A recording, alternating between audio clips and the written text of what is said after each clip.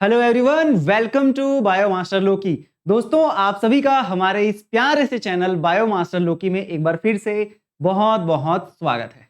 आज के इस वीडियो में हम लोग क्या पढ़ने जा रहे हैं? कोशिका विभाजन। बहुत सारे लोगों का ये कमेंट आया था, सर कोशिका का चैप्टर तो पढ़ा चुके हो, सेल डिवीजन वाला चैप्टर हम लोग नहीं पढ़े हैं। तो बिल्कुल आज के इस वीडियो में आपको कोशिका विभाजन के कुछ 20 वेरी मोस्ट इंपॉर्टेंट एमसीक्यू देखने को मिलेगा, जो कि आपके प्रयोगशाला परिचालक या बायोलॉजी का चाहे कोई भी एग्जाम हो, हर एक एग्जाम के लिए ये टॉपिक बहुत इंपॉर्टेंट होता है। यहां से क्वेश्चन आने ही आने हैं, ठीक है? तो बहुत ज्यादा इंपॉर्टेंट होने वाला है आज का ये सेशन, ठीक है? आज का हमारा लेक्चर बहुत इंपॉर्टेंट होने वाला है और ये हमारा 10वें नंबर का लेक्चर है। कोशिका विभाजन 10वें नंबर का लेक्चर है। इससे पहले हम लोगों ने पूरे 9 के 9 टॉपिक में क्या कर चुके हैं? लेक्चर बना चुके हैं, वीडियो बन चुका है, आप चैनल में जाके देख सकते हैं अगर आपने अभी तक नहीं देखा है तो, ठीक है?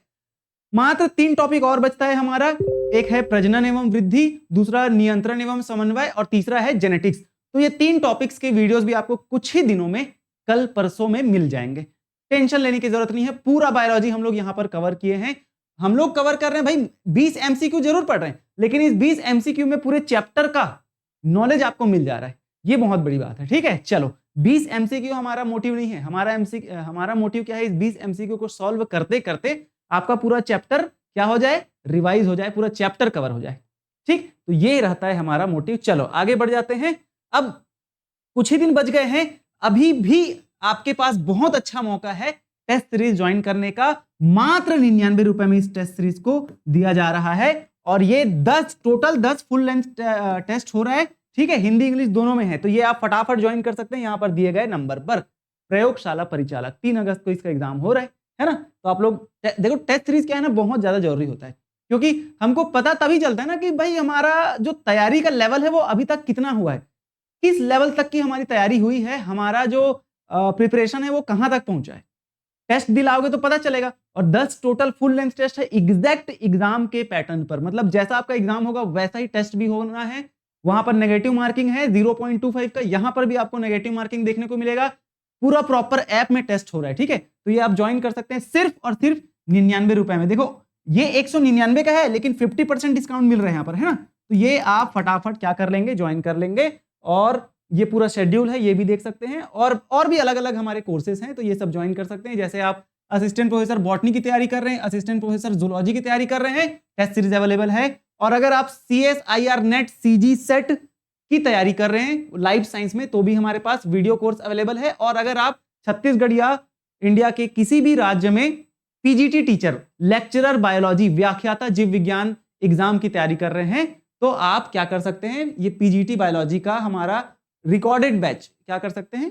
परचेस कर सकते हैं, ठीक है? बहुत सारे ऑफर अभी सभी कोर्सेज में चल रहे हैं और जितने भी कोर्स है उन सब की जानकारी प्राप्त करने के लिए आपको इस दिए हुए नंबर पर क्या कर लेना है? व्हाट्सएप या कॉल कर लेना है 6261144902। चलो भाई साहब, और जितने भी ये हम लोग जो भी चीजें पढ़ा रहे हैं यहाँ पर, है ना, PDF हो गया, जो भी कंटेंट, वो बायोमास्टर लोकी के टेलीग्राम चैनल में मिलता है, जिसका लिंक आपको डिस्क्रिप्शन में दिया गया है। फटाफट ज्वाइन कर लो। और मुझे आप इंस्टाग्राम में भी फॉलो कर सकते हो, बायोमास्टर लोकी इंस्टाग्राम, ठीक है? डिस्क्रिप्शन में इसका भी लिंक दिया हुआ है। और मेरे भाइयों, अगर आपको वीडियो पसंद आ रहा है तो आपको पता ही है क्या करना है, ठीक है? लाइक भी करना है और सब्सक्राइब भी करना है और साथ ही साथ शेयर भी करना है। किससे?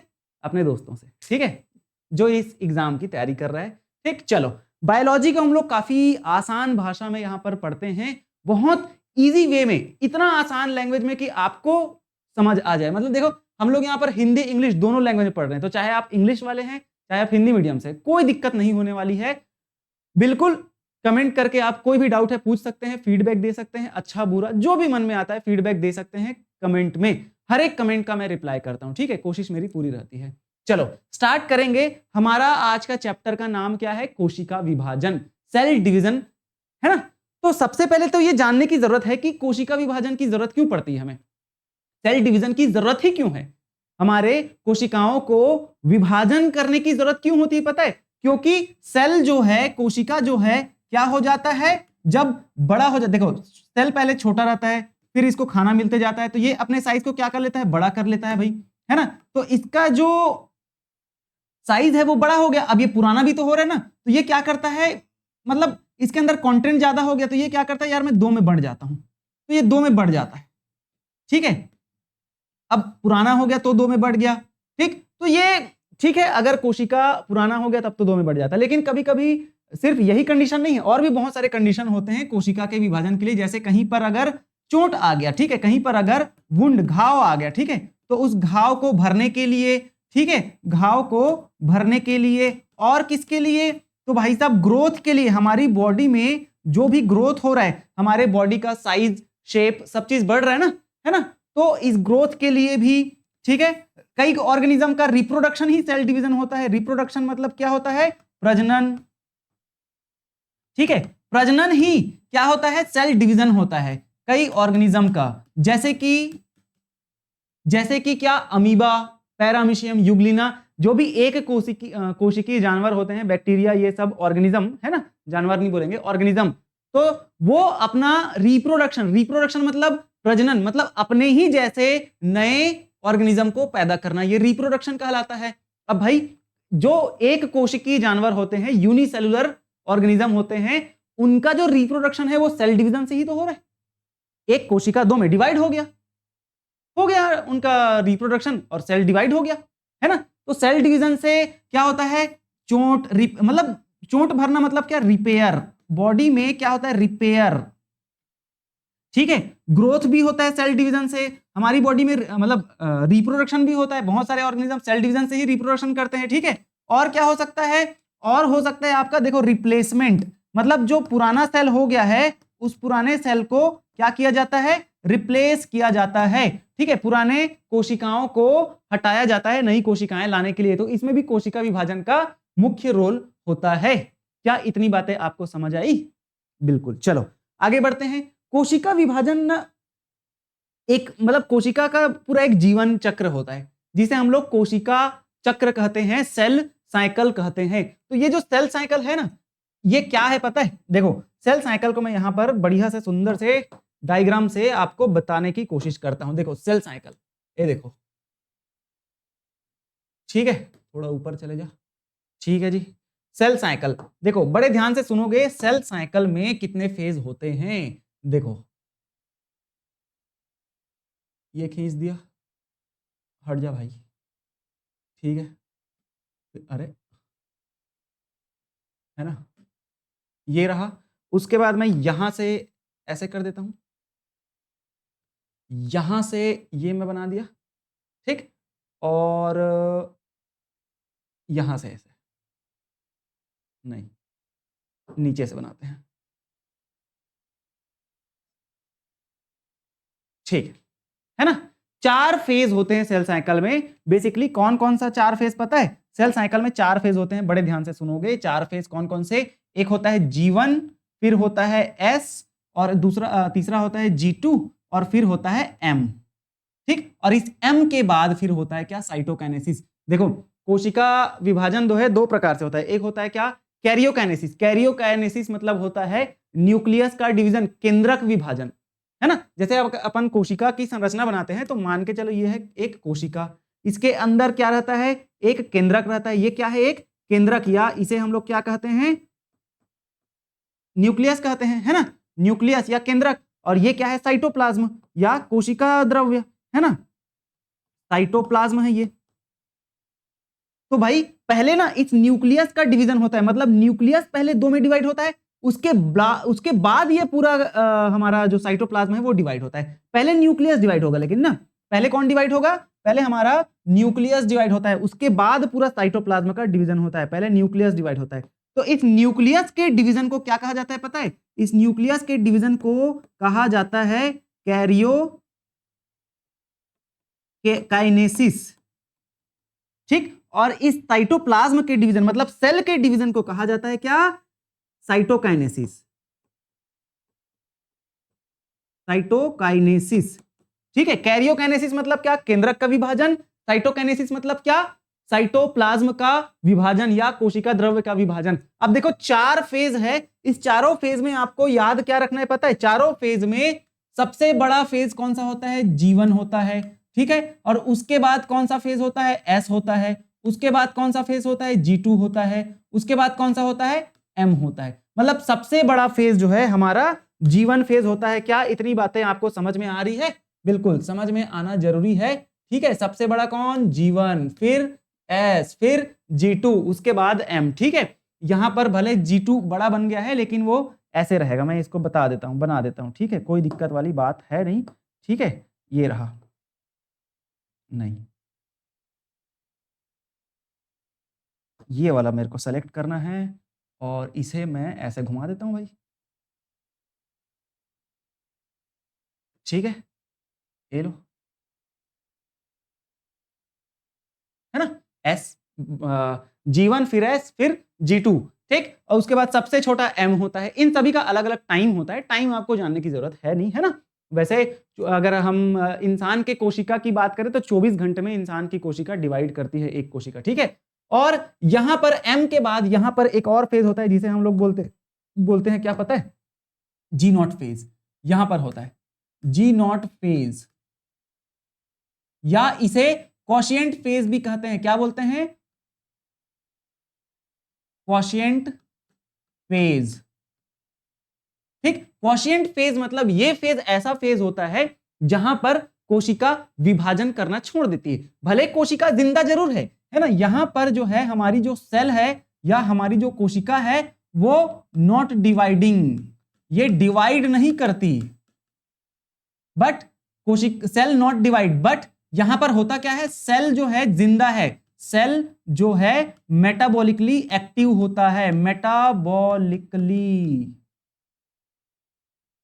एक्टिव मतलब कोशिका विभाजन नहीं कर रही है लेकिन वो जिंदा जरूर है। जैसे कि एग्जांपल अगर हम बात करते हैं हमारी बॉडी में, कौन सा एग्जांपल है? हमारी बॉडी का जो नर्व कोशिका है या तंत्रिका कोशिका है, नर्व सेल, है ना? तंत्रिका कोशिका ये कभी डिवाइड नहीं करती। याद रखेंगे, जीवन में कभी भी कोशिका, नर्व कोशिका, है ना, तंत्रिका कोशिका, ये विभाजित नहीं करती, वो G0 फेज में ही रहती है। क्या इतनी बात आपको समझ आई? ठीक है, चलो अब भाई याद रखना यहां पर क्या क्या होता है, मैं शॉर्ट में फटाफट लिख देता हूं। देखो, हमारा जो G1 फेज है ना, इसमें सेल का ग्रोथ होता है। ठीक, यहां पर प्रोटीन सिंथेसिस होता है। ठीक है, क्या होता है? सेल का ग्रोथ हुआ, प्रोटीन सिंथेसिस हुआ, यहां पर आरएनए सिंथेसिस भी होता है। ठीक, सेल साइज में बढ़ता है। ठीक है, सेम चीज यहां पर भी होता है, सेल का ग्रोथ। ठीक, और यहां पर भी प्रोटीन बना, यहां पर भी आरएनए बना। ठीक, राइबोसोम वगैरह भी यहां पर बनता है। एस में याद रखना, एस फॉर होता है क्या? एस मतलब कि सिंथेसिस फेज, एस मतलब होता है सिंथेसिस। तो किसका सिंथेसिस हो रहा है यहां पर? यहां पर होता है डीएनए सिंथेसिस, और डीएनए सिंथेसिस को क्या बोलते हैं? डीएनए रेप्लिकेशन कहा जाता है। क्या कहा जाता है? डीएनए रेप्लिकेशन कहा जाता है। क्या कहा जाता है? डीएनए रेप्लिकेशन कहा जाता है। मतलब एस फेज में डीएनए रेप्लिकेशन होता है। अब ये जो एम फेज है ना, ये पूरा एम फेज, ये क्या है पता है? ये एम फेज जो है ये है कैरियोकाइनेसिस। मतलब कि वहां पर क्या होता है पता है? कैरियोकाइनेसिस, काइनेसिस, काइनेसिस का स्पेलिंग गलत हो गया, कैरियोकाइनेसिस। यहां पर क्या होता है? न्यूक्लियस का डिवीजन होता है, न्यूक्लियस का विभाजन होता है। और इसमें कितने फेज होते हैं पता है? 4 फेज। ठीक, कौन कौन से 4 फेज पता है? एक होता है प्रोफेज, फिर होता है मेटाफेज, फिर होता है एनाफेज, और फिर होता है टीलोफेज। ठीक है, प्रोफेज, मेटाफेज, एनाफेज, टीलोफेज, ये इतनी बातें आपको ध्यान में रखनी है। यहां पर मैं लिख देता हूं। ठीक है, क्या क्या फेज होता है देखो। पहला होता है प्रोफेज, एम फेज की बात हो रही है। दूसरा होता है मेटाफेज, फिर तीसरा होता है क्या? एनाफेज, एनाफेज, और चौथा क्या होता है? टीलोफेज। ठीक, तो ये 4 फेज होते हैं एम फेज में, और इसी 4 फेज से क्या क्या होता है पता है? हमारे न्यूक्लियस का या केंद्रक का विभाजन होता है कोशिका चक्र में। ठीक है, तो इतनी बातें आपको याद में रखना है, ये बहुत इंपॉर्टेंट है। सेल डिवीजन का सेल साइकिल, ठीक है, बहुत इंपॉर्टेंट है। ये सेल साइकिल हर एक कोशिका में चलता है। हमारे बॉडी में जितनी भी कोशिकाएं हैं, हर एक कोशिकाओं में ये सेल चक्र तो चलना ही चलना है, बहुत जरूरी है। ये हर एक कोशिका में चलेगा। और ये ठीक, चलो तो इतनी बातें आप ध्यान में रखेंगे। अब हम लोग क्वेश्चन सॉल्व करते हैं। क्वेश्चन सॉल्व करते करते और बाकी चीजें सब चीज डिटेल में पढ़ेंगे। ठीक है, चलो पहला क्वेश्चन देखते हैं भाई साहब, यहां पर पहला क्वेश्चन क्या बोल रहा है, which phase of the cell cycle is the most variable in duration. ठीक है, कोशिका चक्र का कौन सा चरण समय की अवधि में सबसे अधिक परिवर्तनशील है? तो इसका आंसर आपको याद रखना है जीवन फेज। जीवन फेज ही कौन सा फेज होता है? यही सबसे लॉन्गेस्ट फेज होता है। ठीक है, जीवन फेज जो है ना, यही सबसे लॉन्गेस्ट फेज होता है और यही सबसे ड्रामेटिक फेज होता है। मतलब यहीं पर बहुत ज्यादा परिवर्तन होते रहता है, किसी में इतना समय लगा, किसी में इतना, किसी में इतना, किसी में इतना, ऐसे। मतलब जीवन ही सबसे ज्यादा बड़ा फेज है, जीवन ही सबसे लॉन्गेस्ट फेज है, लेकिन इसी में ना सबसे ज्यादा परिवर्तन होता है, कभी ज्यादा समय लगता है, कभी थोड़ा कम समय लगता है। इसीलिए याद रखेंगे जीवन फेज सबसे ज्यादा परिवर्तनशील फेज होता है। चलो अगला क्वेश्चन हम बात करते हैं, हमारा दूसरा क्वेश्चन क्या हो जाएगा देखते हैं। ठीक है, ये बहुत इंपॉर्टेंट है ना। चलो दूसरा क्वेश्चन बोल रहा है, in which phase does DNA replication की बात की जा रही है। डीएनए रेप्लिकेशन अकर, मतलब डीएनए प्रतिकृति किस चरण में होता है? डीएनए प्रतिकृति किस चरण में होता है? अभी जस्ट हम लोग देखे थे एच फेज में, यहीं पर ही तो क्या होता है? डीएनए रेप्लिकेशन होता है। क्या होता है? डीएनए रेप्लिकेशन होता है। कहां पर? एस फेज में। ठीक है, इस एम फेज के बारे में आपको याद रखना है, इसके 4 फेज होते हैं, प्रोफेज, मेटाफेज, एनाफेज, टीलोफेज। कैसे याद रखोगे? पीएमएटी है ना, पीएमएटी, पीमैट, पीमैट। ठीक है, तो पीएमएटी आपको याद रखना है। और ये कैरियोकाइनेसिस होता है। कैरियोकाइनेसिस मतलब क्या होता है पता है? कैरियोकाइनेसिस मतलब होता है केंद्रक का विभाजन।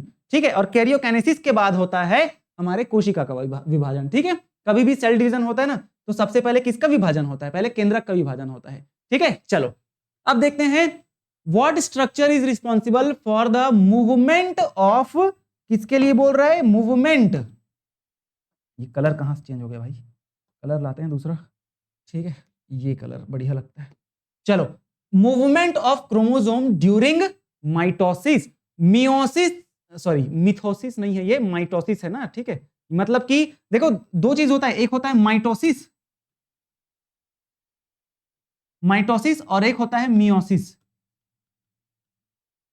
ये भी इंपॉर्टेंट। तो मियोसिस को बोलते हैं हम लोग हिंदी में अर्धसूत्री। ठीक है, अर्धसूत्री विभाजन।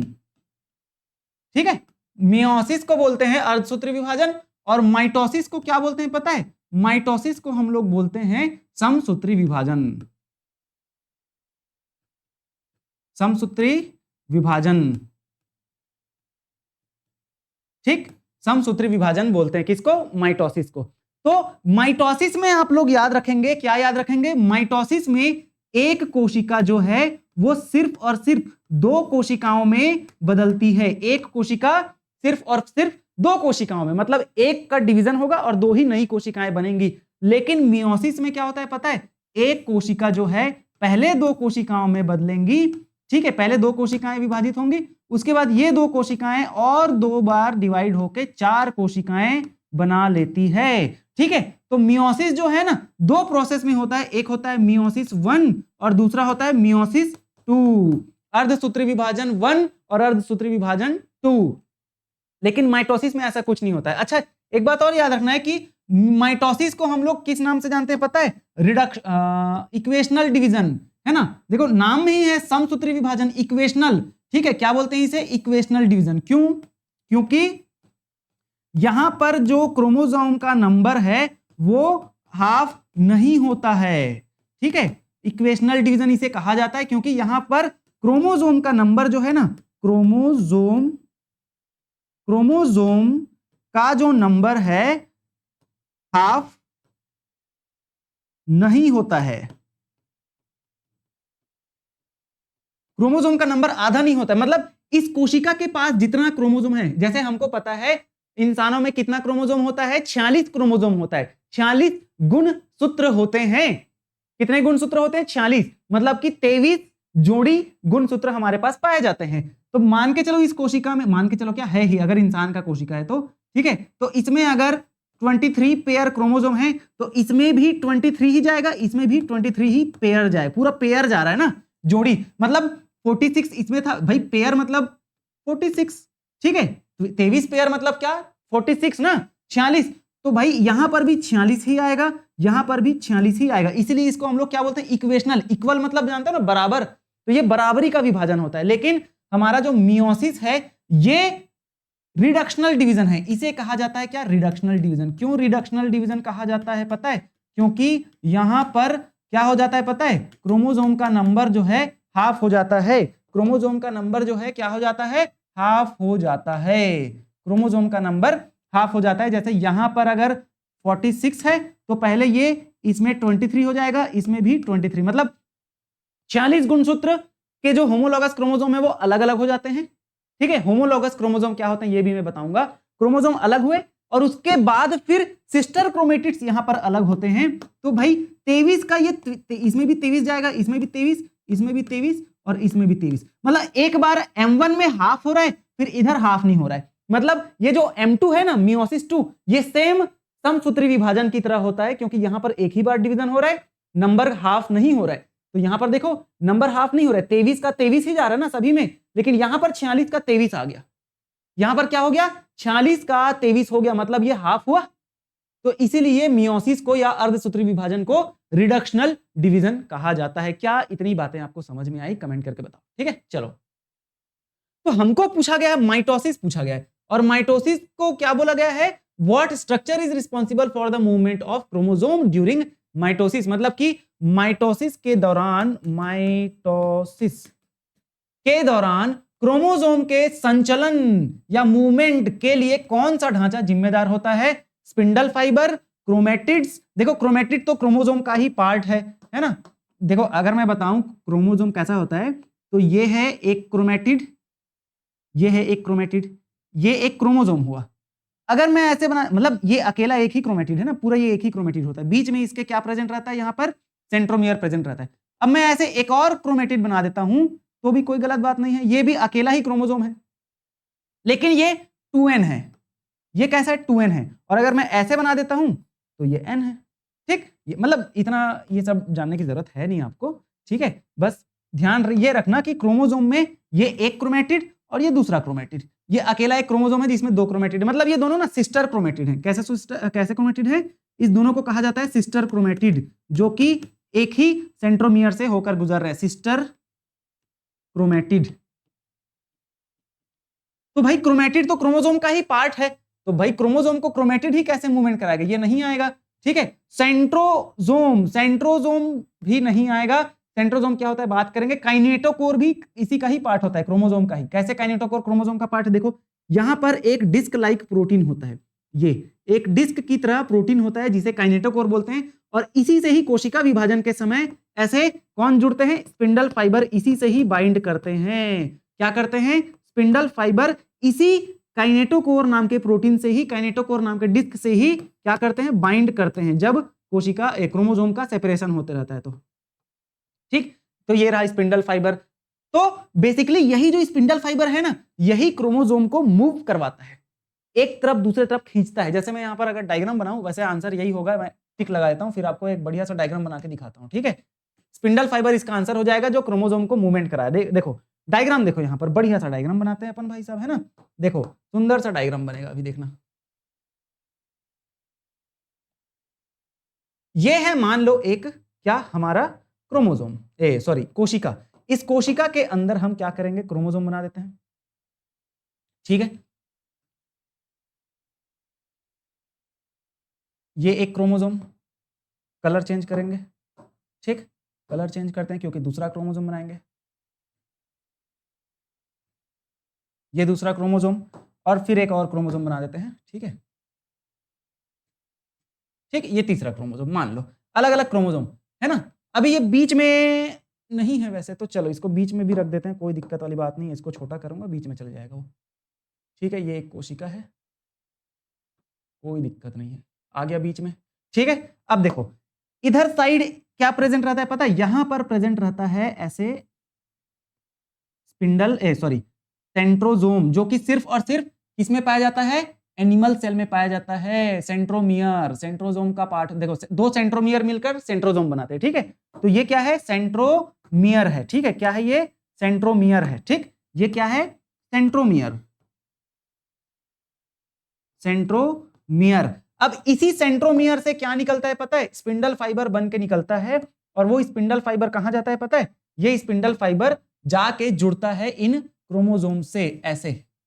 ये स्पिंडल फाइबर, अरे सॉरी, ये एक स्पिंडल फाइबर हुआ, ठीक है, ये एक स्पिंडल फाइबर हुआ, फिर यहां से एक और स्पिंडल फाइबर निकलेगा, ठीक। वैसे ही यहां से जाएगा स्पिंडल फाइबर, ये रहा, ये एक स्पिंडल फाइबर, ये एक स्पिंडल फाइबर, ऐसे। तो ये जितने भी स्पिंडल फाइबर है ये क्या करते हैं पता है? क्रोमोसोम को अलग पोल में, अपोजिट पोल में खींचने की कोशिश करते हैं। इन्हें कहा जाता है क्या? स्पिंडल फाइबर, ठीक है। क्या बोलते हैं इन्हें? Spindle fibre, spindle fibre. ये स्पिंडल फाइबर क्रोमोसोम को अलग अलग पोल में खींचने की कोशिश करते हैं, और ये जब अलग होता है ना, ये बेसिकली कौन सा फेज है पता है? ये मेटाफेज है। देखो इस चैप्टर को काफी डिटेल में पढ़ाया जा सकता है, लेकिन हम लोग कोशिश कर रहे हैं शॉर्ट में, कम समय में ज्यादा चीजें सीखने का, ठीक है। मेटाफेज है, और इसके बाद जो फेज आता है वो है एनाफेज। तो इसके बाद कौन सा फेज आ जाएगा? मैं यहां पर इसको पूरा कॉपी कर लेता हूं, ठीक है, ताकि हम लोग बढ़िया सा, अच्छा मैं ऐसा क्यों कर रहा हूं, इसको मैं डायरेक्ट कॉपी भी तो कर सकता हूं, ठीक है, नहीं, इस पेज को मैं डायरेक्ट कॉपी कर लेता हूं। कॉपी हो जा भाई साहब, ठीक है, कॉपी का ऑप्शन आएगा, कॉपी का ऑप्शन, अच्छा आ गया, चलो ठीक है, ये हो गया कॉपी, है ना। अब अगले पेज में हम लोग यहां पर बनाते हैं, इसको मैं मिटा देता हूं, ऐसा नहीं होगा। अब अगला जो होगा ना, अलग अलग पोल में जब खींचेंगे तो ये कैसे हो जाएगा, देखना ध्यान से। अलग अलग पोल में जब खिंचा रहा है तो ये कैसे हो जाएगा? एनाफेज आ जाएगा ना। ये मेटाफेज नहीं, पिछले पेज में मेटाफेज था, अब ये एनाफेज हो गया। देखो यहां पर बीच में क्या था? बीच में आई थिंक व्हाइट था, नहीं ये व्हाइट था, ठीक है। तो ये व्हाइट वाला ऐसे खिंचा रहा है, ठीक है, ऐसे, ठीक। फिर यहां पर था क्या? ग्रीन, ये नहीं, यहां पर क्या था? ये है व्हाइट, ऐसे, और फिर यहां पर रहेगा हमारा ग्रीन वाला था, ये ठीक है, और इस साइड क्या था? ये वाला, ऐसे, ठीक। खिंचा रहा है अपोजिट पोल में, तो यही होता है क्रोमोसोम, ऐसे, ठीक। ये रहा, ये कौन सा फेज है पता है? ये है एनाफेज। कौन सा फेज है ये है हमारा एनाफेज। और टीलोफेज में दोनों अपोजिट पोल में पहुंच जाता है, और फिर न्यूक्लियस, फिर से न्यूक्लियर मेम्ब्रेन बन जाता है, न्यूक्लियस डिवाइड हो जाता है, ठीक है। तो ये इतनी बातें आपको ध्यान में रखनी है। देखो इस फेज में क्या हो रहा है? खींचने की कोशिश कर रहा है। इस फेज में क्या हो रहा है? खिंचा गया, ठीक है। तो इस तरीके से चलो आगे बढ़ते हैं। अब देखो हमारा आज का चौथा क्वेश्चन देखते हैं, है ना।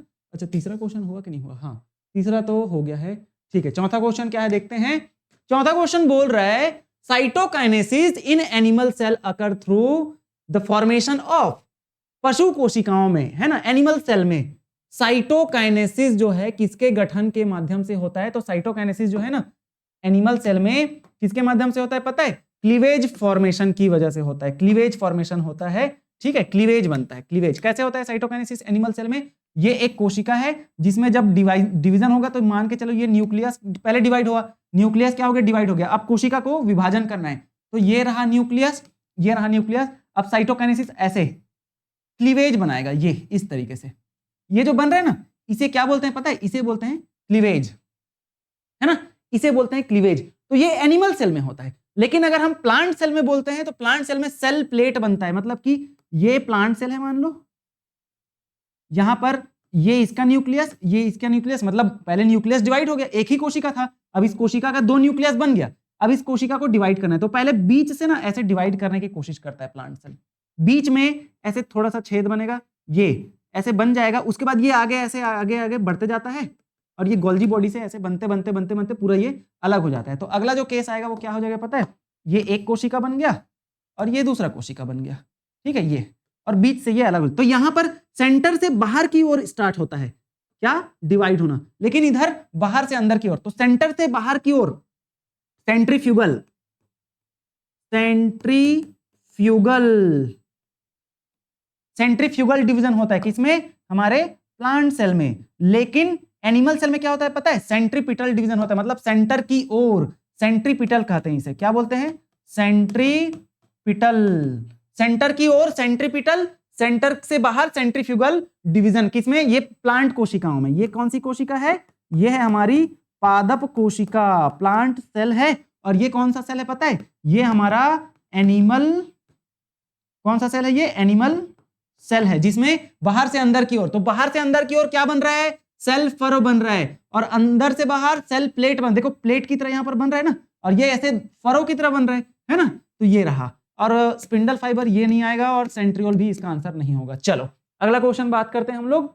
देखो ये सब ना बहुत इंपॉर्टेंट क्वेश्चंस है, आपके एग्जाम में डेफिनेटली इतना डिटेल में नहीं दिया है 9th 10th के सिलेबस में, लेकिन सीजी व्यापम का कोई ठिकाना नहीं है, कुछ भी क्वेश्चन पूछ रह सकता है, इसीलिए हम लोग थोड़ा डिटेल से पढ़ने की कोशिश कर रहे हैं। आप 2x में करके वीडियो देख सकते हैं, 1x में, 2x 1.5, जितने में भी आपको मन करता है या जितने से भी आपको समझ आता है उतने में देखें, कोई दिक्कत नहीं है।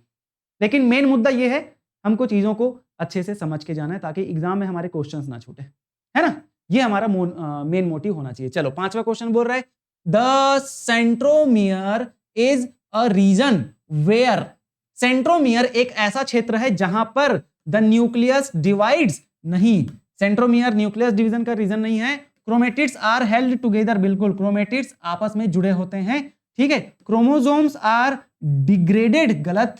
और डीएनए रेप्लिकेशन अकर, ये भी नहीं आएगा, ठीक है। ये है हमारा आंसर। कैसे?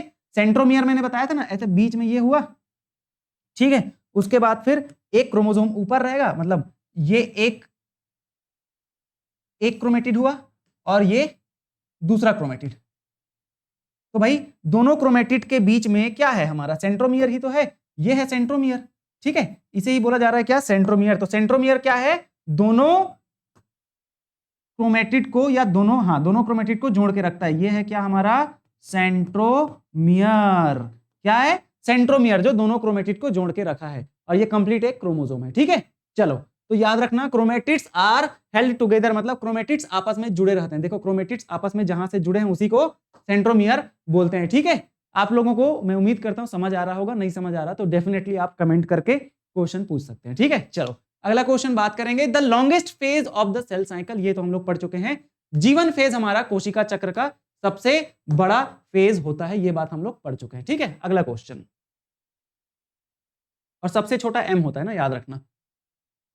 Which checkpoint ensures that all the DNA has been replicated properly? कौन सा चेक पॉइंट यह सुनिश्चित करता है कि सभी डीएनए सही ढंग से प्रतिकृत हुआ है या नहीं है, ठीक है। देखो ये है सेल साइकिल, यहां पर बना देते हैं सेल साइकिल, ये है हमारा एम फेज, और ये है जी, ये है एस, और ये G2, sorry G1 S G2 और ये M।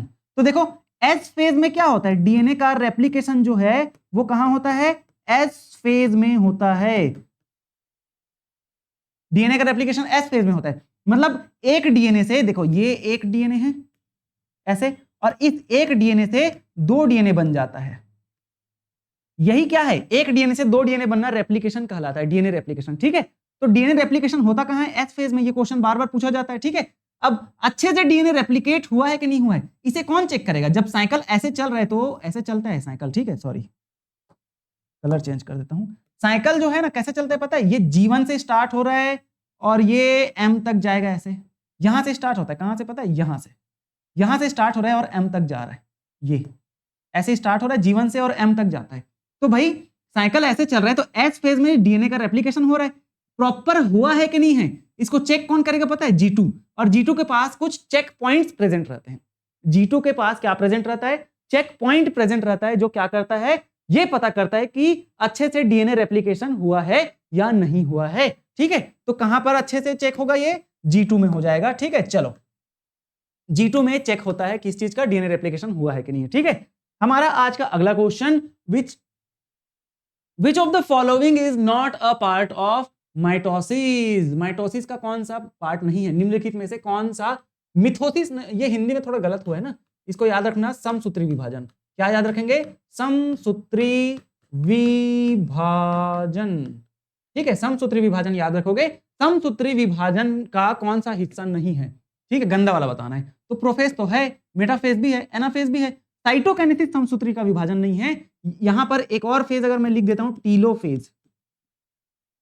टीलोफेज, तो ये जो चारों फेज है ना, ये चारों फेज हैं समसूत्री विभाजन के, लेकिन साइटोकाइनेसिस तो अलग से होता है, ठीक है। चलो आगे बढ़ जाते हैं। तो हमारा आंसर है साइटोकाइनेसिस, जो कि नहीं है समसूत्री विभाजन का भाग।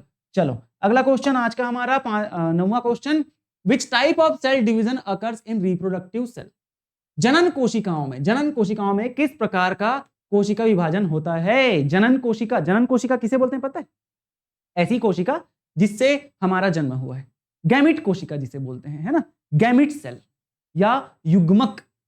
जैसे ह्यूमन में अगर हम बात करते हैं, मेल युग्मक या नर युग्मक कौन सा होता है? स्पर्म। ठीक है, क्या होता है? मेल गैमिट या नर युग्मक क्या होता है इंसानों में? स्पर्म।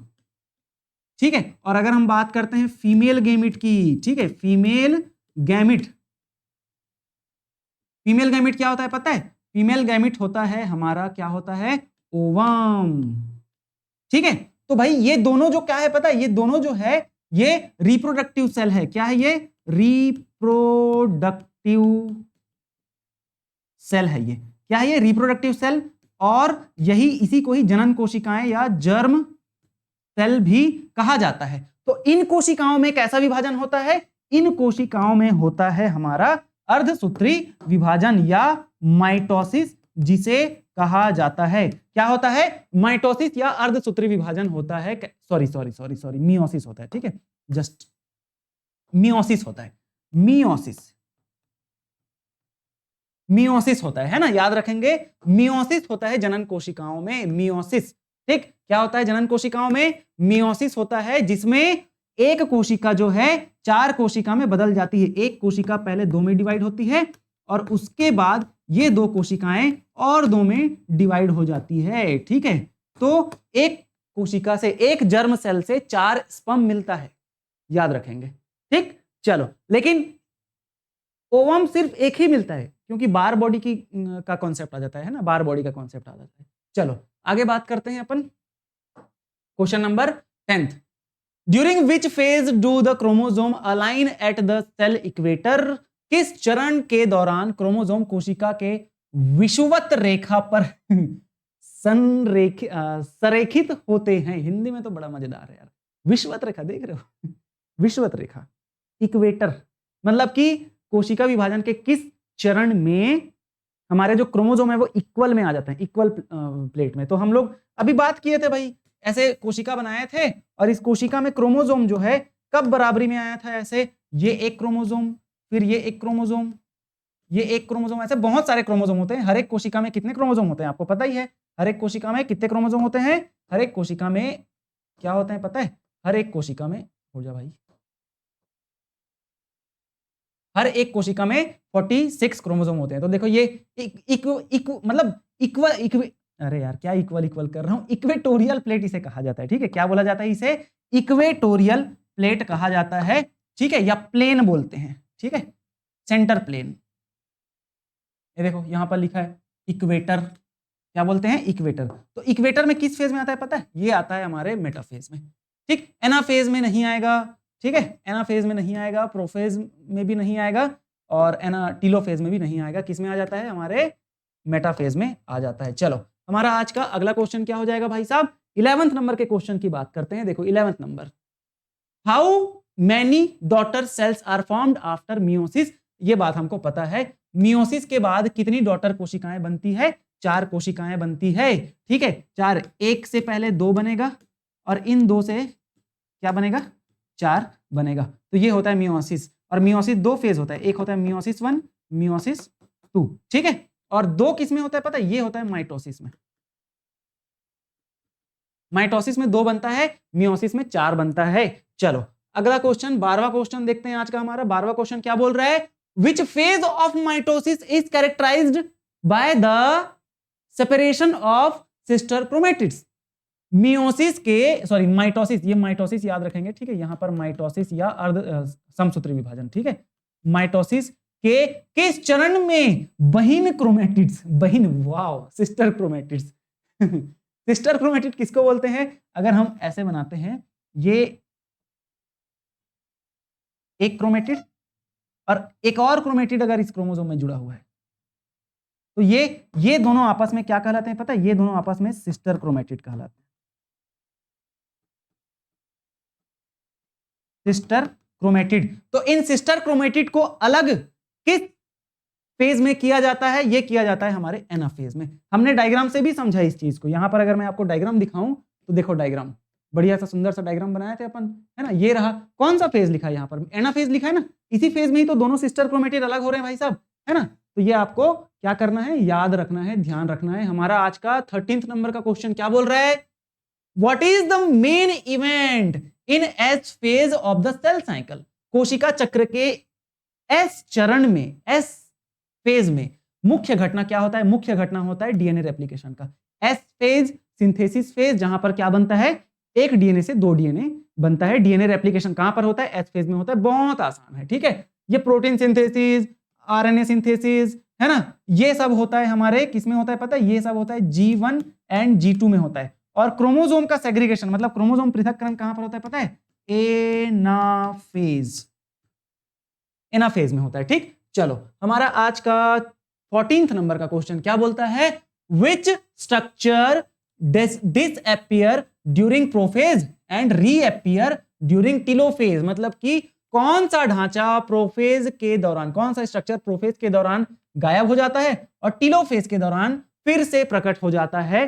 तो ये कौन सा ढांचा है पता है? न्यूक्लियर मेम्ब्रेन है। स्पिंडल फाइबर तो भैया बनने लगता है, गायब थोड़ी होता है। स्पिंडल फाइबर बनता है। न्यूक्लियर मेम्ब्रेन जो है प्रोफेज में गायब होगा और टेलोफेज में वापस आ जाता है। सेंट्रियोल तो बनेगा ही, ठीक है। क्रोमेटिड्स ये नहीं आएगा, क्रोमेटिड तो रहेगा ही वहीं पर, है ना। जैसे ये है एक सेल और इसके अंदर ये न्यूक्लियस। तो ये जो न्यूक्लियस है ना, जब प्रोफेज आता है, सबसे पहला फेज आता है एम फेज का, प्रोफेज।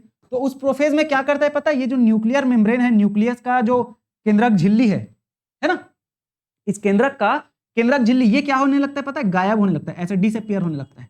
क्या होने लगता है? ऐसे टूटने लगता है। क्या होने लगता है? डिसअपियर होने लगता है, ठीक है। कब? प्रोफेज में, ठीक है। प्रोफेज में जब पहला फेज आता है प्रोफेज, तो यहां पर ये डिसअपियर होने लगता है। और यही टेलोफेज, लास्ट फेज में हमने पढ़ा है प्रोफेज, मेटाफेज, एनाफेज, टेलोफेज, है ना। आपको पता ही है क्या क्या पढ़े हैं? PMAT, ये 4 फेज होते हैं। तो प्रोफेज में ये गायब होने लगता है और टेलोफेज में ये फिर से वापस आने लग जाता है। कौन सा? हमारा न्यूक्लियर मेम्ब्रेन, ठीक है। चलो आगे बात करते हैं। न्यूक्लियर मेम्ब्रेन मतलब कि नाभिकीय झिल्ली, केंद्रक झिल्ली, ठीक है। नाभिकीय झिल्ली, केंद्रक झिल्ली। चलो, क्वेश्चन नंबर 15 बोल रहा है, eight which stage of meiosis do homologous chromosome separates? Meiosis के किस चरण में होमोलॉगस क्रोमोसोम अलग होते हैं? ये होते हैं आपके एनाफेज 1 में, ठीक है। देखो, अगर हम मियोसिस की बात करते हैं, मियोसिस जो है ना 2 फेज में होता है। मैं आपको बता देता हूं, इसका बढ़िया सा एक चार्ट बना देता हूं, ध्यान से सुनना, इंपॉर्टेंट है ना, इसलिए बता रहा हूं। देखो, सबसे पहले क्या होगा? G1 होगा, फिर क्या होगा? S होगा। G1 के बाद क्या होता है? S फेज आता है। और इसके बाद क्या आता है? G2 फेज आता है। और G2 फेज आने के बाद क्या आता है? M फेज आता है। और M फेज जो है ना, ये 2 चरण में होता है, M1 और M2। तो भाई पहले M1 आएगा, ठीक है। कौन सा फेज आएगा? पहले M1 आएगा। तो M1 का पहले प्रोफेज 1, फिर मेटाफेज 1, फिर प्रोफेज, मेटाफेज, एनाफेज 1 और फिर टेलोफेज 1। अब इस प्रोफेज 1 में भी ना 5 अलग अलग फेज होते हैं। कौन से 5 अलग अलग फेज होते हैं? तो इसको आप याद रखेंगे कैसे? Leptotene, zygotene, pachytene, diplotene, diakinesis. लेजाइपेडिडाई, ऐसे याद रख सकते हैं, ठीक है। Leptotene, zygotene, pachytene, diplotene, diakinesis. इसी पैकेटिन फेज में होता है क्रॉसिंग ओवर, ये आप याद रखेंगे, इंपॉर्टेंट है। क्रॉसिंग ओवर मतलब कि गुणसूत्रों का क्रॉसिंग ओवर होता है। क्या होता है? Crossing over. 2 अलग अलग गुणसूत्र ऐसे आपस में क्या हो जाते हैं? क्रॉस ओवर बना लेते हैं, क्रॉसिंग ओवर कर लेते हैं 2 गुणसूत्र, है ना। तो ये पैकेटिन फेज में होता है, याद रखेंगे।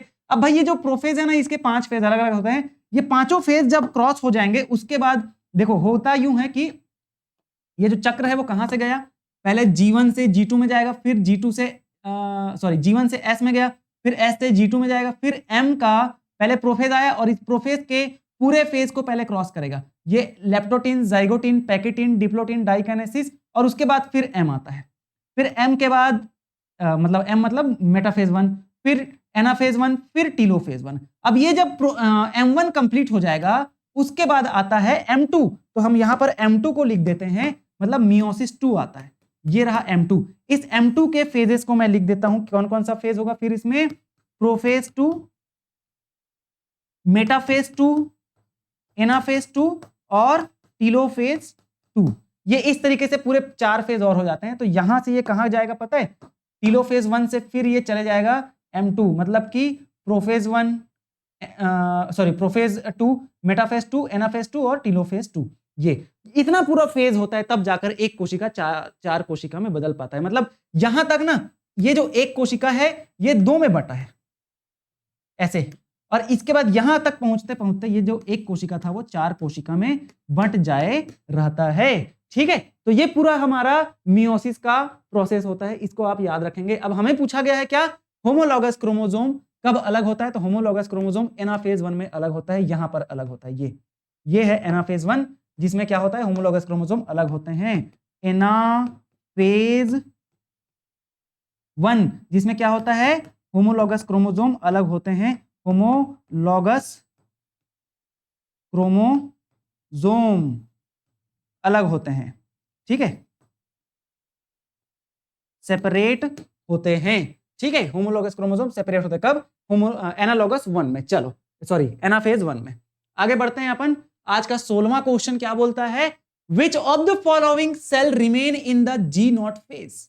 ये हम पढ़ चुके हैं, निम्नलिखित में से कौन सा कोशिकाएं G0 चरण में रहती है, कौन सी कोशिकाएं G0 चरण में रहती है, लिवर की सेल नहीं, नर्व सेल आ जाएगा। स्किन सेल डिवाइड करता है, मसल सेल भी डिवाइड करता है, लिवर सेल भी डिवाइड करता है। ठीक है, लिवर सेल तो बहुत ज्यादा डिवाइड करता है, एकदम ज्यादा ही डिवीजन की कैपेसिटी होती है हमारे जो यकृत की कोशिकाएं हैं ना उसमें। लेकिन हमारा जो तंत्रिका कोशिका है इसमें कभी भी विभाजन नहीं होता। और G0 फेज की खास बात ही ये होती है कि ऐसी कोशिका जिसको डिवीजन नहीं करना है, ऐसी कोशिका जिसको विभाजन नहीं करना है, वो कोशिका G0 फेज में रहती है। लेकिन कभी कोशिकाएं मरती नहीं है G0 फेज में, मेटाबॉलिकली एक्टिव रहती है, उनके अंदर जो भी प्रोसेस है वो चलते रहता है, बट डिवीजन नहीं करता, वो पुराना नहीं हो रहा है ना। ये है। आगे बढ़ते हैं, आज का हमारा 17 नंबर का क्वेश्चन देखते हैं। Crossing over occur in which phase of the meiosis. अभी जस्ट देखे हम लोग मियोसिस के किस चरण में क्रॉसिंग ओवर होता है, तो यहां पर प्रोफेज 1 में ही क्रॉसिंग ओवर होता है। और इस प्रोफेज 1 के भी पैकेटीन, ठीक है, पैकेटीन अवस्था में ही क्या होता है, क्रॉसिंग ओवर होता है। पैकेटीन अवस्था में क्रॉसिंग ओवर होता है। कैसे होता है पता है, 2 क्रोमोसोम आपस में क्रॉस हो जाते हैं। देखो ऐसे, थोड़ा अच्छे से डायग्राम बनाएंगे ताकि मजा आ जाएगा आपको देख के। ठीक है, ये एक क्रोमेटिड, थोड़ा बड़ा बनाते हैं,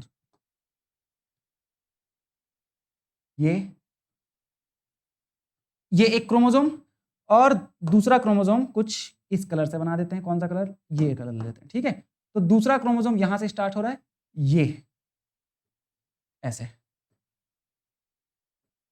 ये जो हो रहा है ना यहां पर, ये जो प्रोसेस हो रहा है दिख रहा है, यही क्या है पता है, यही है क्रॉसिंग ओवर। क्या है ये, क्रॉसिंग ओवर। मतलब एक क्रोमोसोम दूसरे क्रोमोसोम के साथ क्रॉस ओवर कर रहा है। क्या हो रहा है यहां पर, क्रॉसिंग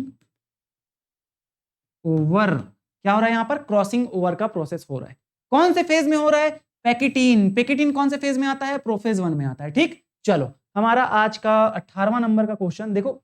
मेरा पूरा ध्यान आप लोगों को कॉन्सेप्ट को समझाने में है, और मैं उम्मीद करूंगा आप लोग भी बहुत अच्छे से कॉन्सेप्ट को समझो मेरे भाई, क्योंकि कॉन्सेप्ट समझोगे ना तो कोई भी क्वेश्चन पूछे बना लोगे।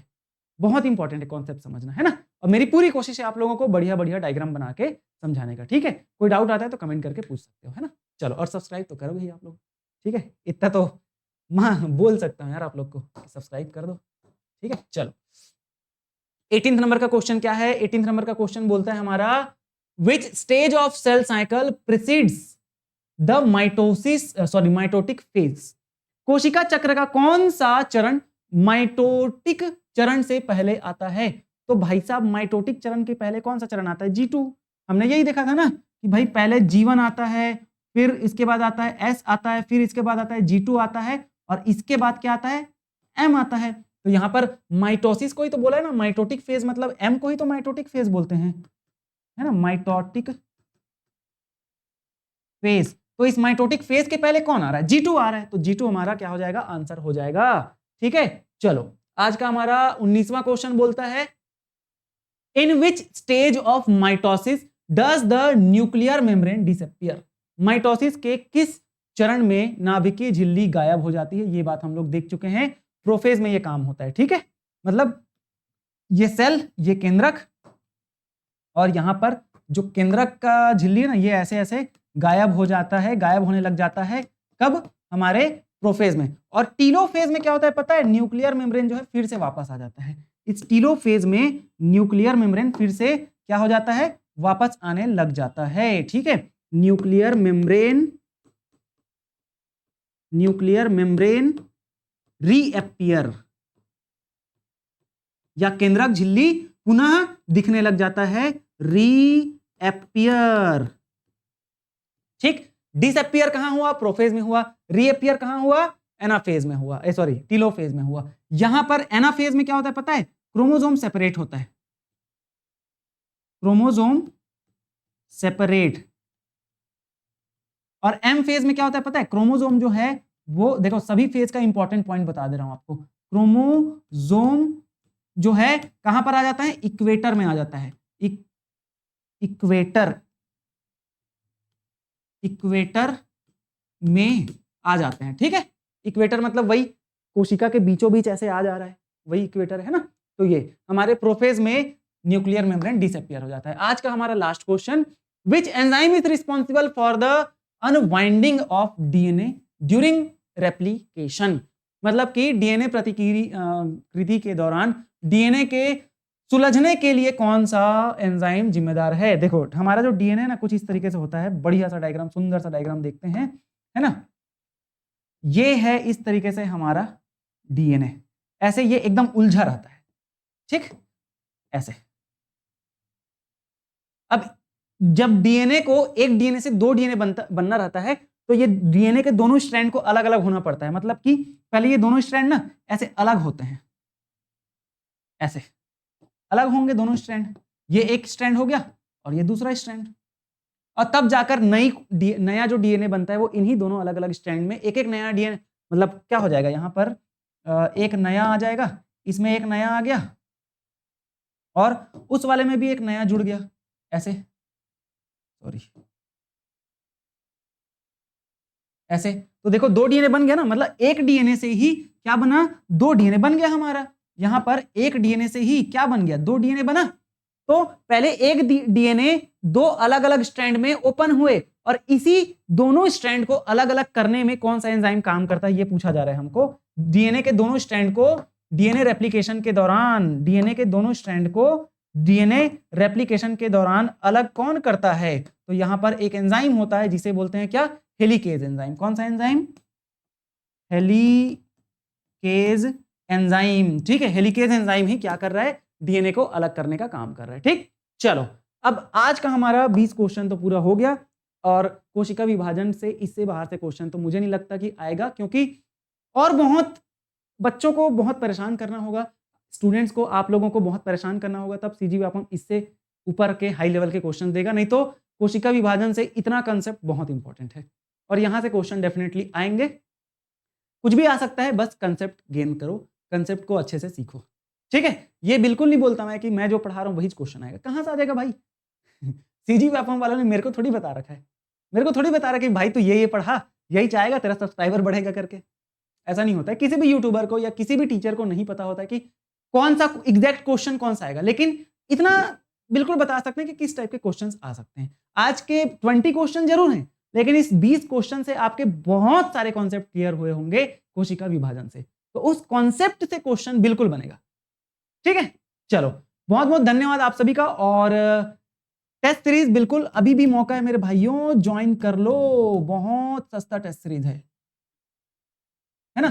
सिर्फ 99 रुपए में ये टेस्ट सीरीज आपको मिल रहा है, फटाफट ज्वाइन कर लो, है ना। नंबर कौन सा है पता ही आपको, यहाँ पर 6261144902, इस नंबर पर आप व्हाट्सएप मैसेज कर सकते हो, कॉल भी कर सकते हो। टेस्ट सीरीज ज्वाइन करने के लिए आपको लिंक वगैरह सब प्रोवाइड कर दिया जाएगा, या तो वीडियो के डिस्क्रिप्शन में ऐप का, पेमेंट लिंक का, सब चीज लिंक दिया गया है। मेरा टेलीग्राम चैनल भी दिया गया है लिंक, और मेरा जो इंस्टाग्राम है बायोमास्टर लोकी, वो भी वहां पर लिंक दिया गया है। आप लोग बायोमास्टर लोकी को क्या करोगे? फॉलो करोगे।